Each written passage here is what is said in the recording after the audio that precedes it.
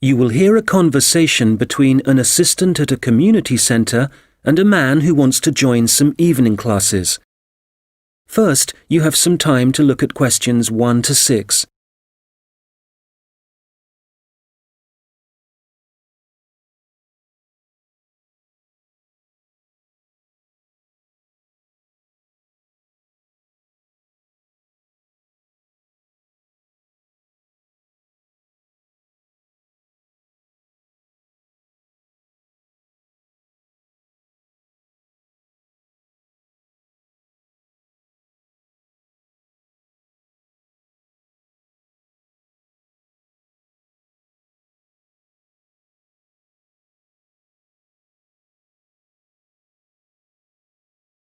Hello, Eastwood Community Centre.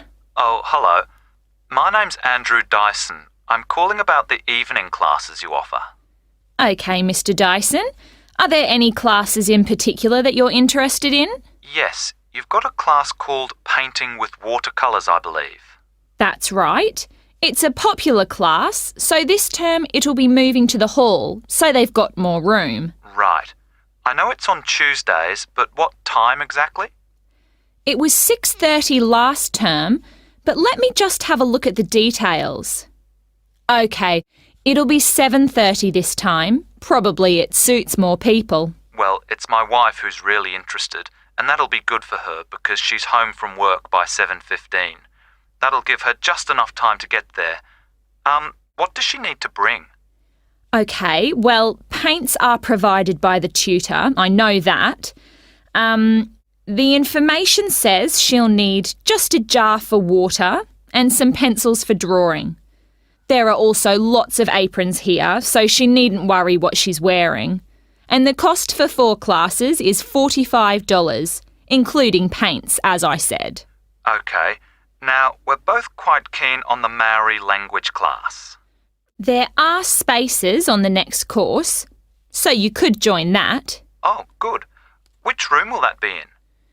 When you come in through the entrance of the community centre building, you'll need to go straight up the stairs in front of you, all the way to the top, and it's the small room you'll find there. I see. All right, and let me just check when it's starting.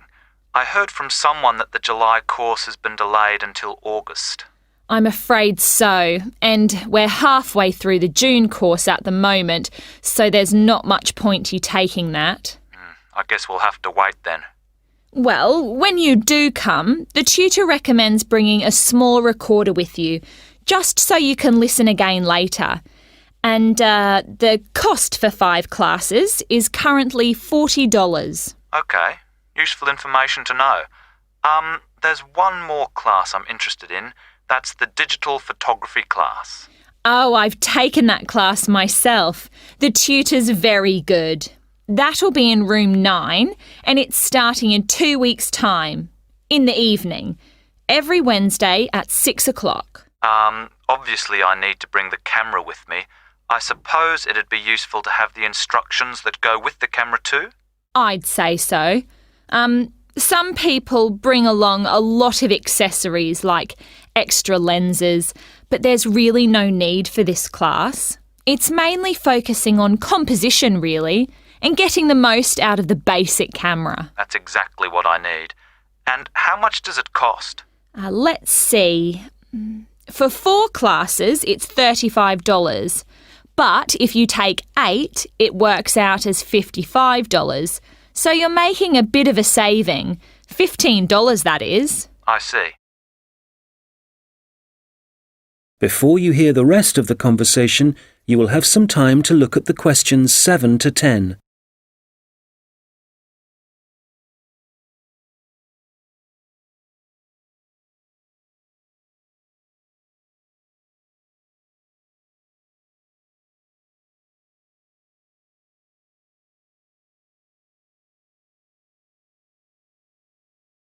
Now listen and answer questions 7 to 10.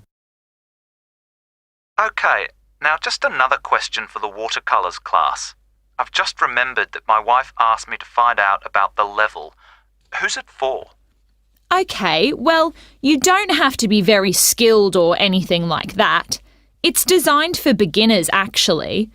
People who might see art as a hobby rather than as a professional opportunity. That sounds like my wife. And, who do I talk to if I want to find out some more about the Maori language classes? Probably best to talk to the tutor directly. He'll be in the office in about half an hour. His name's Jason Kui. That's Kahhui. Good. I'll give him a call. Oh, if you do decide to come to the photography class, don't forget to look at your camera battery and make sure it's charged. I know it sounds obvious, but I've seen a few people suddenly find the cameras stopped working right in the middle of class. Yes, I can imagine it'd be easy to forget that. Oh, that reminds me. In the final week of the photography course, is it right that there's a visit to a show in the local area? I work in the city, you see, so I might have to come home early for that one. Yes, they'll decide the date once the class has started. Is there anything else I can... That is the end of section 1. You now have half a minute to check your answers.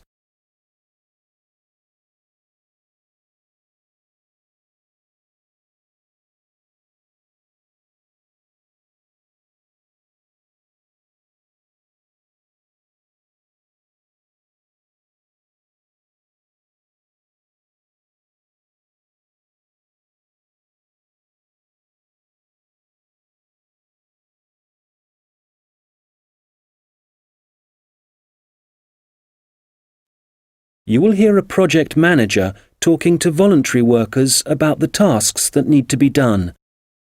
First, you have some time to look at questions 11 to 14.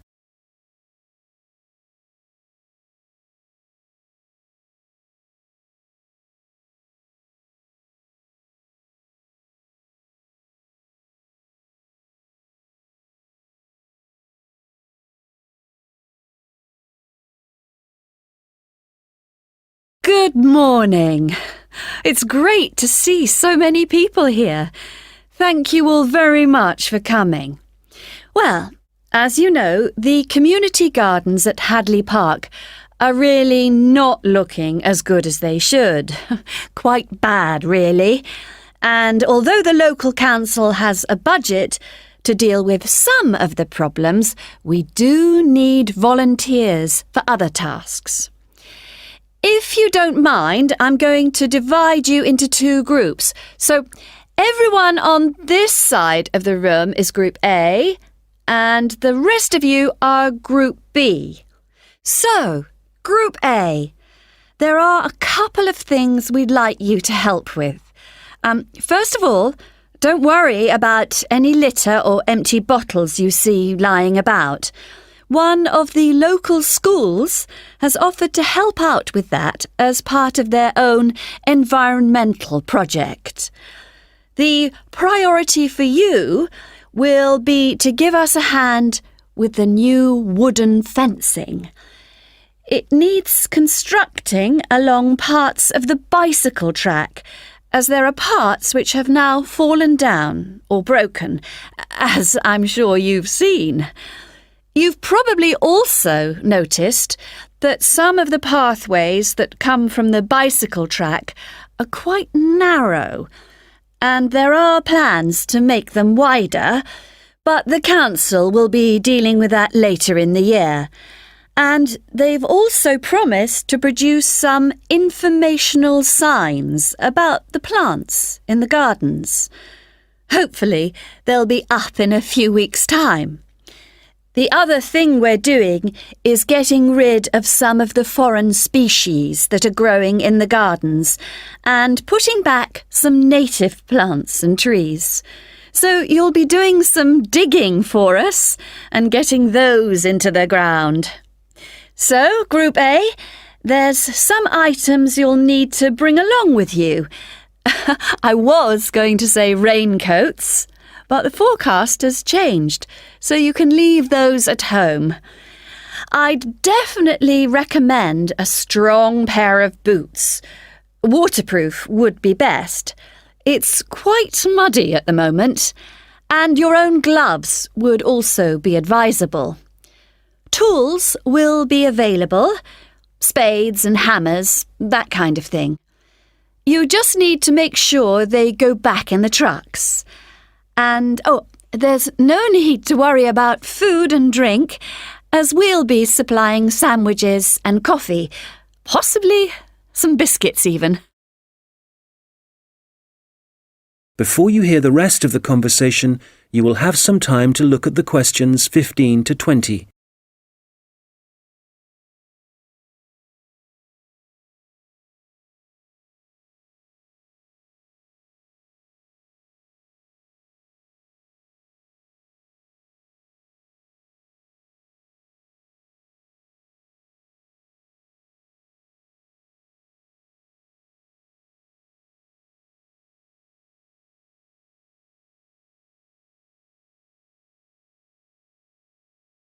Now listen and answer questions 15 to 20.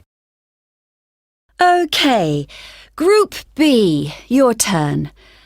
Does everyone have a copy of the plan? Oh, great. OK. We'll all be meeting in the car park.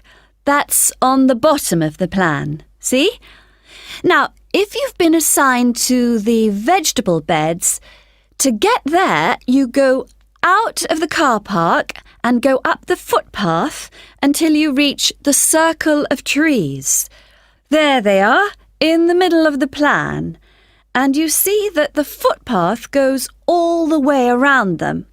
Well, on the left-hand side of that circular footpath, there's a short track which takes you directly to the vegetable beds. You can see a bamboo fence marked just above them. All right? OK, if you're helping out with the beehives, pay attention. Look again at the circle of trees in the middle of the plan and the footpath that goes around them. On the right side of that circle, you can see that the footpath goes off in an easterly direction, heading towards the right-hand side of the plan. And then the path splits into two, and you can either go up or down. You want the path that heads down. And at the end of this, you see two areas divided by a bamboo fence. And as we're looking at the plan, the beehives are on the right of the fence. The smaller section, I mean. Now, don't worry, all the bees have been removed. You just need to transport the hives back to the car park. OK, for the seating, look at the circular footpath. At the top of it, there's a path that goes from there and takes you up to the seating area, alongside the bicycle track, and with a good view of the island, I suppose. OK, if you're volunteering for the adventure playground area, let's start from the car park again and go up the footpath, but then you want the first left turn. Go up there, and then you see there's a short path that goes off to the right. Go down there, and that's the adventure playground area, above the bamboo fence. That fence does need repairing, I'm afraid. Right, what else? Oh yes, the sand area. We've got that circular footpath in the middle. Find the track that goes east, towards the right-hand side of the plan, and where that track divides, you need the little path that goes up towards the bicycle track. The sand area is just above the bamboo fence there. And finally, the pond area. So it's on the left-hand side of your plan, towards the top, just above the fruit bushes and to the left of the little path. OK, as I said already, hopefully we'll be... That is the end of section 2. You now have half a minute to check your answers.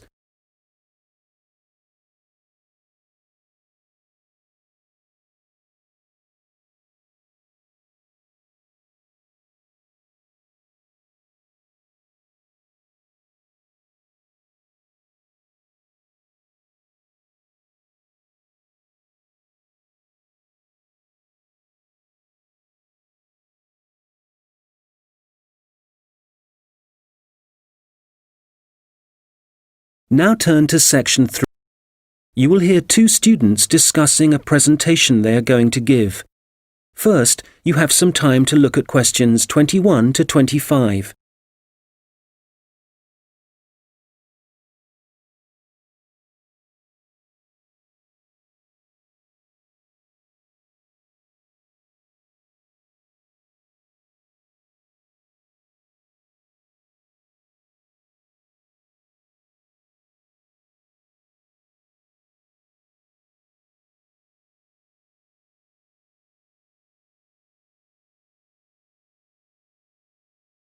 Hi, Robert.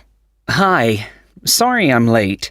I was just printing off some pages about food waste in Britain. Do you want to include Britain in the presentation? I thought we were concentrating on the USA. Well, it is a global problem, so I thought we ought to provide some statistics that show that. Fair enough. What did you find out? Well, I was looking at a British study from 2013. It basically concluded that 12 billion pounds worth of food and drink was thrown away each year, all of it ending up in landfill sites. Over 8 million tons. And that wasn't including packaging. An incredible amount. Yes, and they were only looking at what households threw away, so there's no information about restaurants and the catering industry. But one thing the study did investigate was the amount of milk and soft drinks that were wasted, and I think it was probably quite unique in that respect. Interesting.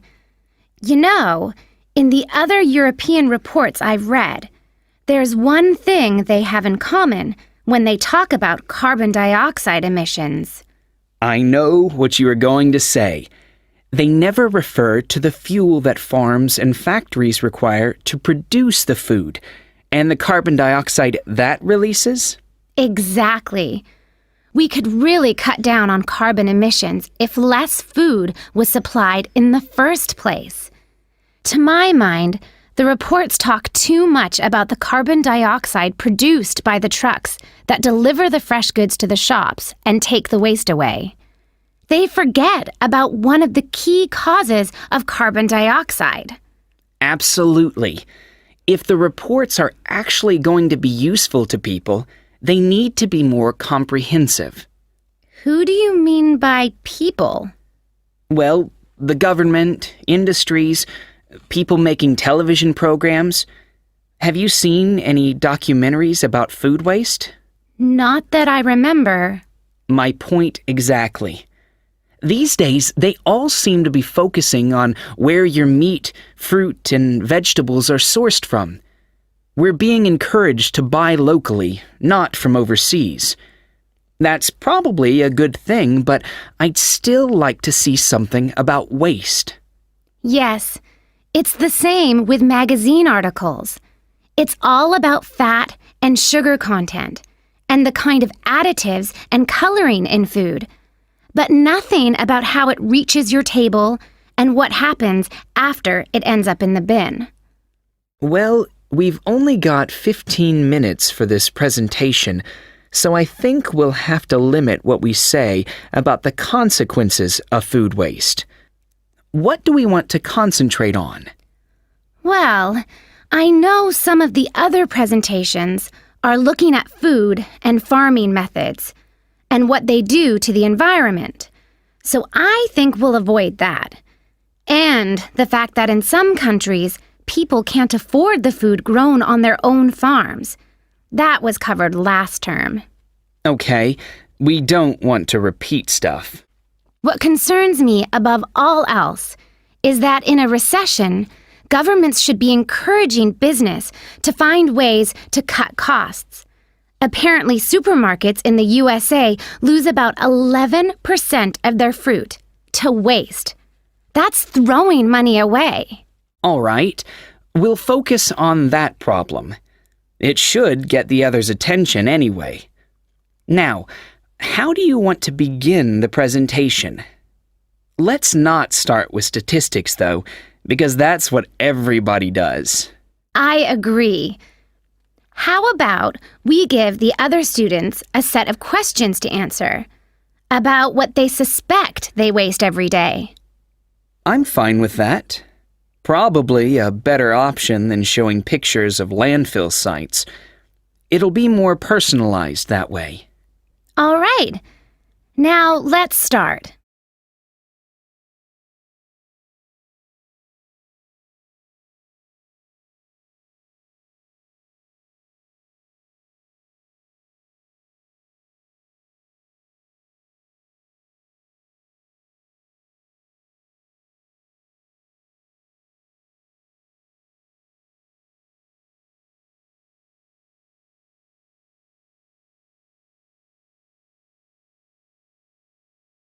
Now listen and answer questions 26 to 30. Okay, shall we now have a look at the projects that different researchers and organizations are working on? For me, the project I really liked was the one at Tufts University. You know, where they've invented tiny edible patches to stick on fresh foods that show you what level of bacteria is present, and so whether you can still eat it. It's a great idea, as it tells you if you need to hurry up and eat the food before it goes off. The other good thing about the patches is that apparently they'll be cheap to manufacture. Good. Then the other thing I thought was great was the Massachusetts Institute of Technology project. I hadn't seen that. Well, they've developed these sensors that can detect tiny amounts of ethylene. Ethylene is the natural plant hormone in fruit that makes them turn ripe, apparently. The researchers think that they can attach the sensors to cardboard boxes, and then supermarkets can scan the sensors with a portable device to see how ripe the fruit inside is. That's got to be a quicker way to check for ripeness than taking each box off the shelf and opening it. Definitely. And I thought that Lean Path was worth mentioning too. Their waste tracking technology means that caterers can see how much food is being wasted and why. That'll increase profits for them eventually. Yes. And did you read about 0%? They've produced this smartphone application that allows restaurants to send donation alerts to food charities. The charities can then pick up the unwanted food and distribute it to people in need. In the long run, that'll definitely benefit poorer families in the neighborhood. No kid should go to school hungry. I agree. And I read that quite a few local governments in the USA are thinking about introducing compulsory composting in their states. So you can't put any food waste into your rubbish bins, just the compost bin. Well, I guess that means a bit more work for people. I mean, they have to separate the organic and inorganic waste themselves before they take it out to the compost bin, and you know how lazy some people are. But I guess if we all start composting, we'd be doing something positive about the problem of food waste ourselves, rather than relying on the government to sort it out. Having said that, not everyone has a garden, so I guess... That is the end of section 3. You now have half a minute to check your answers.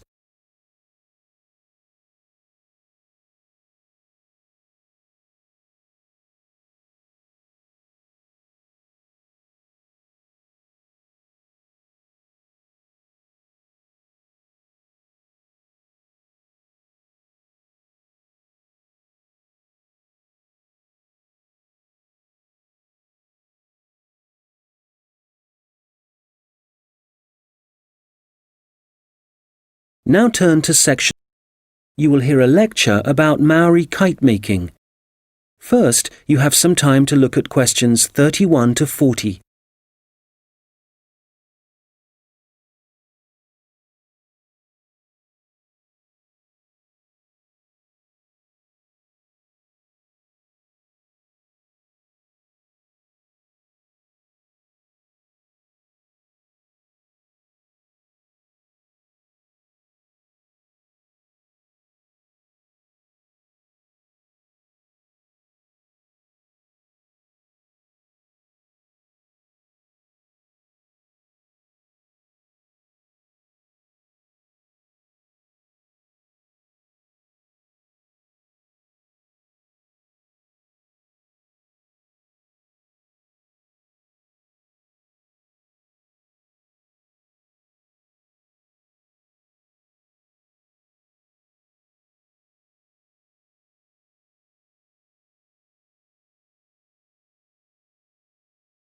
Now listen carefully and answer questions 31 to 40.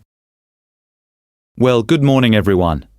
As you know, we've been looking at different kinds of art and craft that were practiced by the Maori people of New Zealand, at least before the Europeans began to arrive in the 18th century. So, the focus of this lecture is kite making, how the kites were made, their appearance, and the purposes they served. Well, let's start with the way they were made.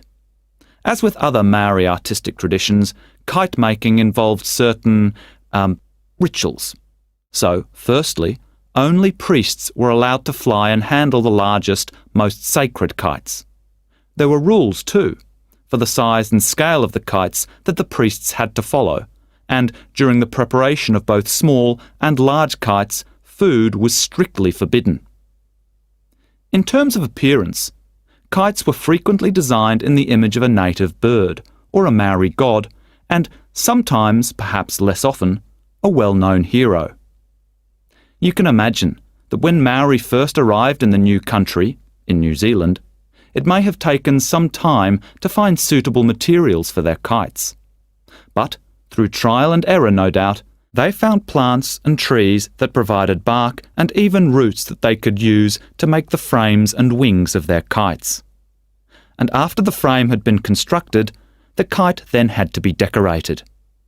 For this, the priests used long grasses, and these, when the kite was in the air, would stream along behind it.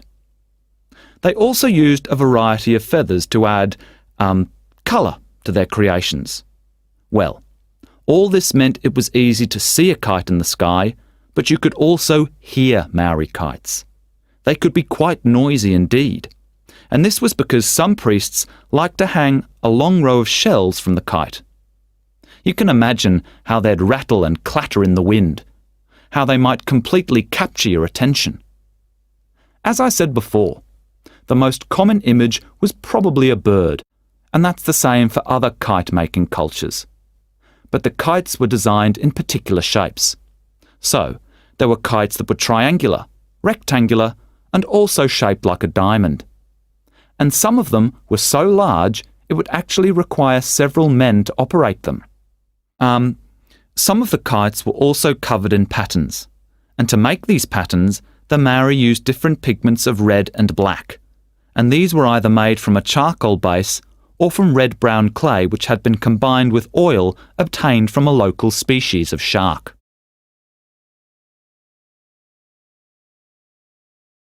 Now, before I forget, if you have a chance, do visit the Auckland Museum, because they have the last surviving Birdman kite on display. This is the kind of kite that has a wooden mask at the top of the frame. It's a mask of a human head, and you can clearly see it has a tattoo and also a set of teeth. Quite impressive, and a good example of Maori craftsmanship and symbolism. Right, turning to the purpose and function of the kites. They certainly had multiple uses. Primarily, the flying of kites was a way of communicating with the gods, and when the kites rose into the air, the Maori used them to deliver messages, perhaps requesting a good harvest, good fortune in war, a successful hunting expedition. So these kites were incredibly valuable to a community, treasured objects that one generation would pass to the next. People would also fly kites for other reasons. For example, to attract the attention of a neighbouring village. This was done when a meeting was required between Maori elders, a convenient method indeed. And finally, when it comes to war, there are traditional stories that describe how when a Maori warrior found himself surrounded by his enemies, a kite could actually provide the possibility of escape.